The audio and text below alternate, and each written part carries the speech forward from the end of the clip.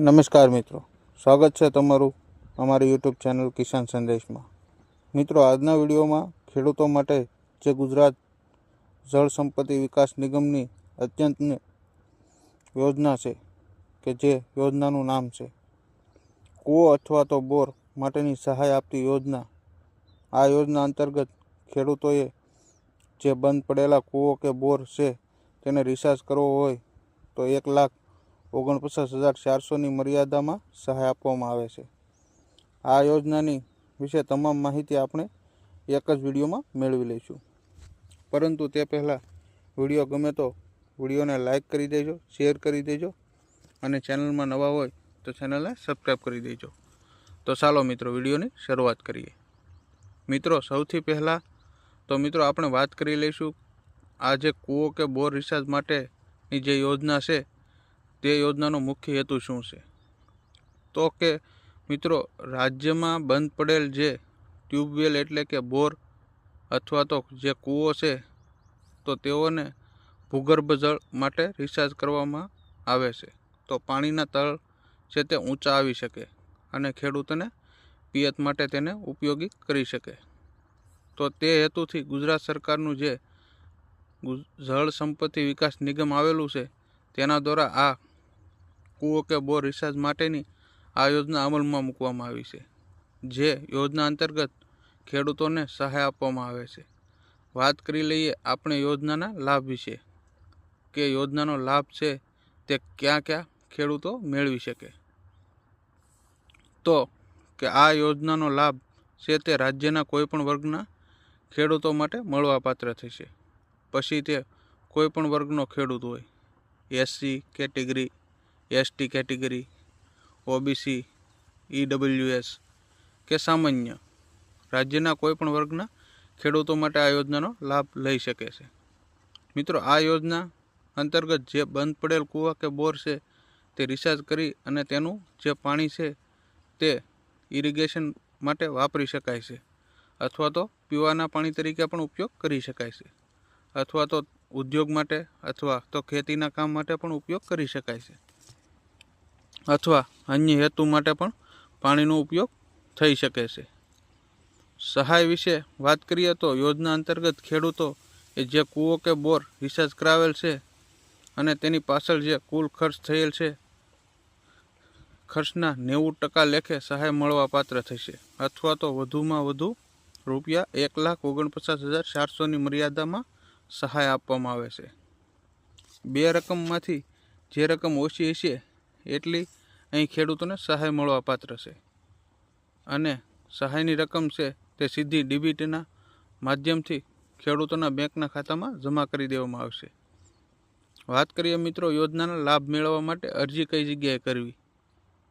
તો મિત્રો, આ યોજનાનો લાભ મેળવવા માટે ખેડૂતોએ પોર્ટલ મારફતે ઓનલાઈન અરજી ફોર્મ છે તે જાતે ભરવાનું રહેશે।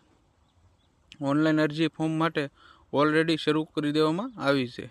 9 ફેબ્રુઆરી 2026થી અરજી ફોર્મ શરૂ કરી દેવામાં આવેલ છે અને 24 ફેબ્રુઆરી 2026 સુધી ખેડૂતો એ ઓનલાઈન અરજી કરવાની રહેશે। હવે ચર્ચા કરીએ મિત્રો, હાલ અત્યારે કયા જિલ્લા અને કયા તાલુકાના ખેડૂતો ઓનલાઈન અરજી ફોર્મ શરૂ કરી દેવામાં આવેલા છે। તો અમદાવાદ જિલ્લાની વાત કરીએ તો તેમાં અમદાવાદ સિટી, પૂર્વ, પશ્ચિમ, દસોઈ તાલુકો છે, બાવળા તાલુકો છે, માંડવી તાલુકો છે, ખેડૂતો માટે અરજી શરૂ કરવામાં આવેલી છે। અમરેલી જિલ્લાના જે રાજુલા તાલુકો છે તો તે ખેડૂતો માટે અરજી ફોર્મ શરૂ થઈ ગયેલા છે। બનાસકાંઠા જિલ્લાની વાત કરીએ તો તેમાં કાંકરેજ, ડીસા, થરાદ, દાંતીવાડા, દિયોદર, ધાનેરા, પાલનપુર, લાખણી અને વડગામ તો આટલા તાલુકાના ખેડૂતો માટે અરજી ફોર્મ શરૂ કરવામાં આવેલા છે। બોટાદ તાલુકામાં બોટાદ જિલ્લા જે ગઢડા તાલુકો છે તો તાલુકા માટે અરજી શરૂ કરી દેવામાં આવેલી છે। દેવભૂમિ દ્વારકામાં જામખંભાળિયા અને ભાણવડ માટે પણ અરજી ફોર્મ શરૂ થઈ ગયેલા છે। ગાંધીનગર, કલોલ, દહેગામ, માણસા તાલુકાના ખેડૂતો માટે પણ ફોર્મ શરૂ કરવામાં આવેલા છે। જામનગર જિલ્લામાં ધ્રોલ તાલુકાના ખેડૂતો છે તેના માટે પણ અરજી ફોર્મ શરૂ કરવામાં આવેલા છે। કચ્છ જિલ્લાની વાત કરીએ તો તેમાં ભચાઉ, ભુજ, માંડવી, ના જે તાલુકાઓ ખેડૂતો છે તેના માટે પણ ફોર્મ શરૂ થઈ ગયેલા છે. મહેસાણા જિલ્લાની વાત કરીએ તો ઊંઝા, કડી, ખેરાલુ, ચોટાળા, બેચરાજી, મહેસાણા, વડનગર, વિજાપુર, વિસનગર અને સરથાણા તો તે તાલુકાના ખેડૂતો માટે પણ ફોર્મ શરૂ કરવામાં આવેલા છે. મહીસાગરમાં વીરપુર તાલુકો છે તો તેના માટે ફોર્મ શરૂ થઈ ગયેલા છે. નર્મદામાં નાંદોર તાલુકા માટે પણ ફોર્મ શરૂ કરવામાં આવેલા છે. પાટણમાં સાટણા, પાટણ, સરસ્વતી અને સિદ્ધપુર તાલુકાના ખેડૂતો માટે પણ અરજી ફોર્મ શરૂ થઈ ગયેલા છે. રાજકોટ જિલ્લામાં ઉપલેટા, જસદણ, જેતપુર, ધોરાજી, પડધરી, વિસિયા માટે પણ ફોર્મ શરૂ થઈ ગયેલા છે. સાબરકાંઠાની વાત કરીએ તો પ્રાંતજ, હિંમતનગર માટે પણ ફોર્મ શરૂ થઈ ગયેલા છે.